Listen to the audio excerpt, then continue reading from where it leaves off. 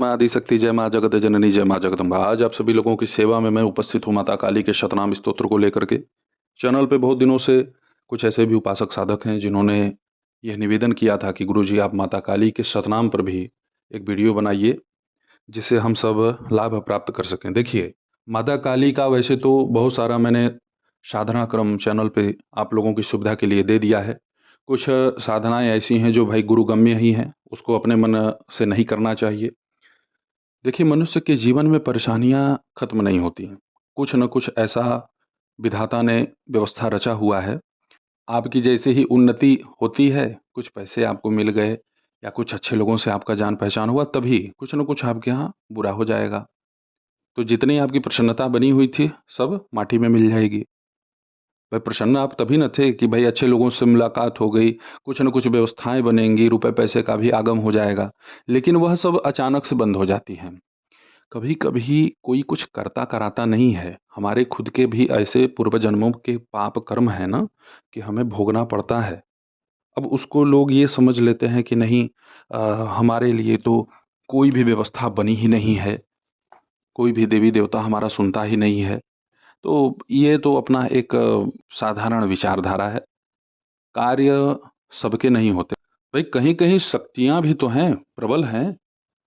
हम लोग आज सिद्धि साधना कर रहे हैं और जो प्रेत योनि में जा चुका है लगभग आज के 40 साल 50 साल पहले, और वो भी कभी भक्त था, तो उसे कौन नीचा दिखा सकता है बताइए? उसे कौन बांध सकता है?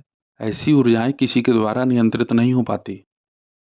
क्योंकि आप जो पूज करके अभी योग्य बने हैं, वह प्रेत उतने साल से तो प्रेत योनि में विराजमान होकर के कुछ न कुछ कर ही रहा है। उसके पहले वो कुछ न कुछ कर चुका था। तो उसकी शक्ति आपकी शक्ति से कहीं न कहीं ज़्यादा विकसित होगी। एक जगह की घटना है, वहाँ एक पंडित जी थे, हनुमान चालीसा का पाठ कराते थे, बड़े ही साधारण व्यक्ति थे। यही था कि बस हनुमान जी की आराधना साधना से भूत प्रेत नष्ट हो जाते हैं, बात भी सही है। लेकिन कुछ भूत प्रेत ऐसे भी होते हैं भैया कि वो हनुमान जी के खुद ही अच्छे उपासक होते हैं। तो अब उनको आप कहाँ से हटा लेंगे? भगवान सत्यनारायण व्रत कथा का आयोजन था। कथा कराते कराते बीच में ही जिस महिला को समस्या थी वह अपना झूमना खेलना शुरू कर दी। पंडित जी का अपना भी एक विश्वास था कि भूत पिशाच निकट नहीं आवे, महावीर जब नाम सुनावे। उसी शब्द को ही इन्होंने अपना जो है यथावत रूप दे दिया। उसके ऊपर हनुमान चालीसा का पाठ करके जल का छींटा मार दिए। अब जैसे उस महिला का ध्यान पूरा इन्हीं पंडित जी के ऊपर केंद्रित हुआ। ऐसा इन्हें आभास हुआ कि अब तो बात नहीं बन रही है, अब हनुमान जी मेरी लाज रखिए। तो वो प्रेत स्वयं उनको बोला, पंडित जी को वो प्रेत स्वयं बोल दिया कि तुम जो ये कार्य कर रहे हो हनुमान चालीसा से, उससे मुझे रत्ती भर भी फर्क नहीं पड़ेगा, क्योंकि तुम हनुमान जी की भक्ति जितने वर्ष से कर रहे हो उसके दुगने वर्ष से मैं हनुमान जी का तपस्या कर रहा हूँ। अब बताइए, उस महिला का वो भला नहीं कर पाए।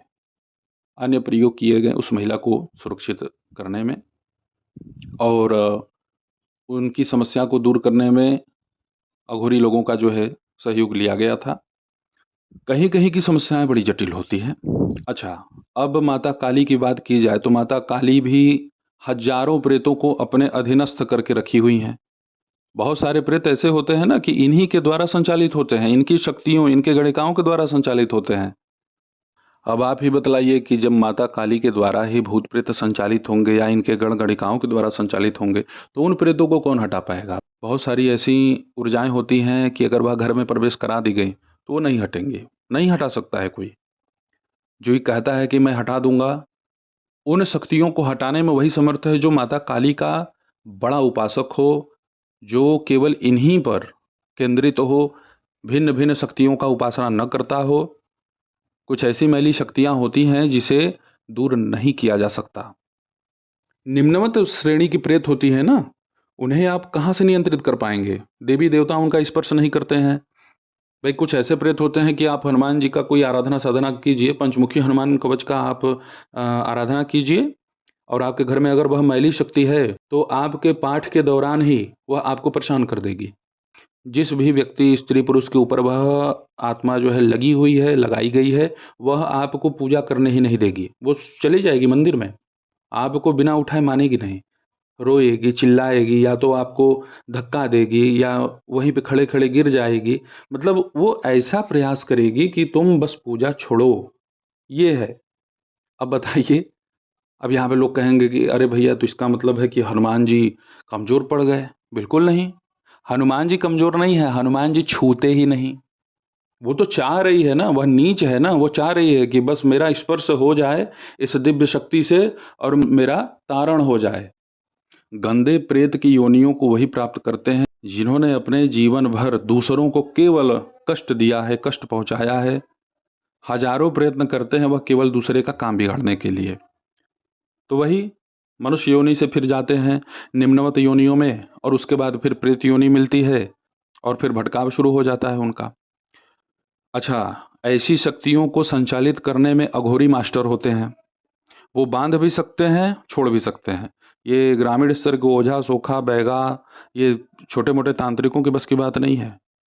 जो अघोरी इसमें महारथी है, वो इन्हें बांध भी सकता है, वो इन्हें मुक्त भी कर सकता है। माता काली का शतनाम जब आप पाठ करेंगे, तो प्रेत बाधा भयंकर है।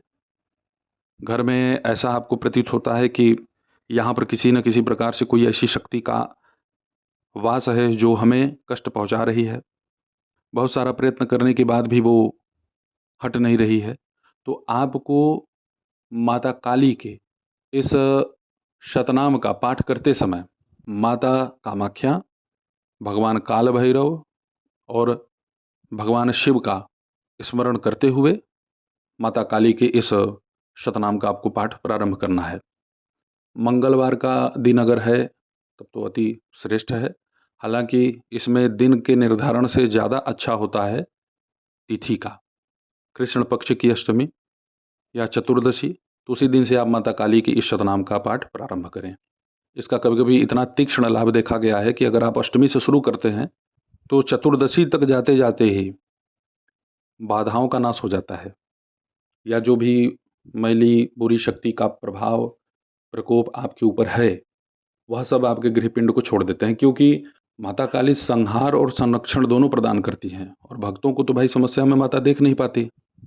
उत्तर की तरफ मुख करके बैठना है, कुशासन पर ही विराजमान होना है, और उसके ऊपर आप काला या लाल वस्त्र फैला सकते हैं। लाल या काला वस्त्र ही आप धारण कीजिएगा। विकट परेशानी है, भूत प्रेत की समस्या है, तो एक जायफल ले लीजिएगा, सरसों के तेल का दीपक जलेगा चतुर्मुखी, और उसके बीच में ही वह जायफल आपको डाल देना है। आप माता काली के बीज मंत्र का कम से कम एक माला जप कीजिएगा। क्रीम या क्रिंग, दोनों में से कोई भी आप एक उच्चारण कर सकते हैं। उसके बाद ही आप माता काली के शतनाम का पाठ प्रारंभ कीजिएगा। अपनी सुविधा के अनुसार जहाँ आपको सुविधा पड़े, मंदिर में, घर में, जहाँ भी आप करना चाहें कर सकते हैं। और धन धान्य की वृद्धि के निमित्त अगर आपको कुछ करना है, तो वो इसमें 2 दीपक का प्रयोग कर दीजिए। घी का भी जलाइए, सरसों के तेल का भी जलाइए। घी के दीपक में बस केवल आपको 5 किशमिश आपको डाल देना है। इस क्रिया को आपको नित्य करना है जब तक आपका ये पाठ चलेगा, और इसमें मिट्टी का ही दीपक आपको प्रयोग करना है। यदि आपको ताम्र दीपक मिल जाए, तांबे का, तो समझ लीजिए भैया वो गजब का दीपक होता है। तांबे के दीपक में अगर आप ज्योत प्रज्वलित कर दें, तो फिर उस स्थान पे उस देवता की शक्ति, उस देवता का स्वतः ही आवाहन हो जाता है। यह प्रभाव है तांबे के दीपक का। तो अब आप सभी लोगों के सन्मुख मैं माता काली के इस शतनाम स्तोत्र को यहाँ पे बोल करके प्रस्तुत कर देता हूँ। आप इसे सुने।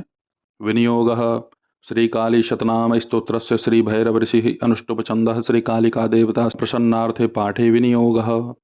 काली कपालिनी कान्ता कामदा कामसुन्दरी कालरात्रि कालिका च कालभैरवपूजिता कुरुकुल्ला कामिनी च कमनीयस्वभाविनी कुलीना कुलकर्त्री च कुलवर्त्म प्रकाशिनी कस्तूरी रसनीला च काम्या कामस्वरूपिणी ककारवर्णनिलया कामधेनुः करालिका कुलकान्ता करालास्या कामार्ता च कलावती यशोदरी च कामाख्या कौमारी कुलपालिनी कुलजा कुलकन्या च कुलहा कुलपूजिता कामेश्वरी कामकान्ता कुञ्जरेश्वरगामिनी कामदात्री कामहर्त्री कृष्णा चैव कपर्दिनी कुमुदा कृष्णदेहा च कालिन्दी कुलपूजिता काश्यपे कृष्णमाता च कुलिशांगी कला तथा क्रीङ्गरूपा कुलगम्या च कमला कृष्णपूजिता कृशांगी किन्नरी कर्त्री कलकंठी च कार्तिकी कम्बुकंठी कौलिनी च कुमुदा कामजीविनी कुलस्त्री कीर्तिका कृत्या कीर्तिश्य कुलपालिका कामदेवकला कल्पलता कामांगवर्धिनी कुंता च कुमुदप्रीता कदम्बकुसुमोत्सुका कादम्बिनी कमलिनी कृष्णानंदप्रदायिनी कुमारी पूजनरता कुमारी गणशोभिता कुमारी रंजनरता कुमारी व्रतधारिणी कंकाली कमनीया च कामशास्त्र विशारदा कपाल खट्वांगधरा कालभैरवरूपिणी कोटरी कोटराक्षी च काशी कैलासवासिनी कात्यायनी कार्यकरी काव्यशास्त्र प्रमोदिनी कामाकर्षण रूपा च कामपीठ निवासिनी कंकिनी काकिनी क्रीड़ा कुत्सिता कलहप्रिया कुंडगोलोद्भव प्राणा कौशिकी कीर्तिवर्धिनी कुंभस्तनी कटाक्षा च काव्या कोकनदप्रिया कांतारवासिनी कांति कठिना कृष्णवल्लभा इति ते कथितम देवी गुह्यात गुह्यतरम परम। यह आप सभी लोगों के सन्मुख मैंने माता काली के इस सतनाम स्तोत्र को प्रस्तुत किया। कुछ कुछ लोग ऐसे भी हैं भाई भक्तजन माता काली के जो एक बैठे में ही 100 पाठ करते हैं। आपके पास जैसा समय है उस समय के अनुसार, ऐसा नहीं कि मैं अभी कह दूं कि नहीं एक दिन में आपको 51 पाठ करना है, तो भारी मन से तपस्या साधना नहीं हो पाता है। तो आप अपने समय और क्षमता अनुसार जो है माता काली के इस सतनाम का पाठ का संकल्प करें। नित्य उसी संख्या में आप माता काली के इस सतनाम का पाठ करते जाएं।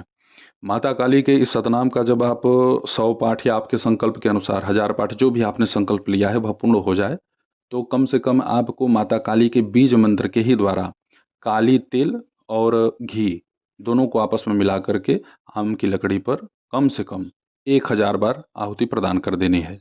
कहीं कहीं इसका उल्लेख ये भी है कि आप इसका 1100 पाठ करेंगे तो ज़्यादा हितकर होता है, सिद्ध हो जाता है। और सिद्ध करने के बाद ही आप इसका काम में प्रयोग ले सकते हैं। जैसे किसी भी व्यक्ति स्त्री पुरुष के ऊपर भूत प्रेत इत्यादि की समस्या है, तो इसी स्तोत्र का पाठ करके कम से कम 3 बार 5 बार 7 बार इतनी बार पाठ करना है। उसके बाद एक जल का पात्र आप अपने हाथ में लिए रहिए, वह अभिमंत्रित हो जाएगा। उसके जल को प्रेत ग्रसित व्यक्ति स्त्री पुरुष जो भी हो बाल बच्चे उसके ऊपर छींटा मार दीजिए 3 बार। वो प्रेत तत्काल उस शरीर से मुक्त हो जाएगा। और हर क्षेत्र में ऐसा नहीं है कि ये केवल भूत प्रेत बाधा के नाश के लिए ही है, हर क्षेत्र में आपको माता काली के शतनाम का प्रभाव देखने को मिलेगा। जो मैंने आप लोगों को अभी बतलाया माता काली का शतनाम स्तोत्र, इसे आप अवश्य कीजिए, इसका पूर्ण लाभ उठाइए। ऐसे ही आप सभी लोगों की सेवा में मैं उपस्थित होता रहूँगा दिव्य चमत्कारिक विषयों को लेकर के। तब तक आप सभी अपना ध्यान रखें, सुखी रहें, स्वस्थ रहें। जय माता दी, हर हर महादेव।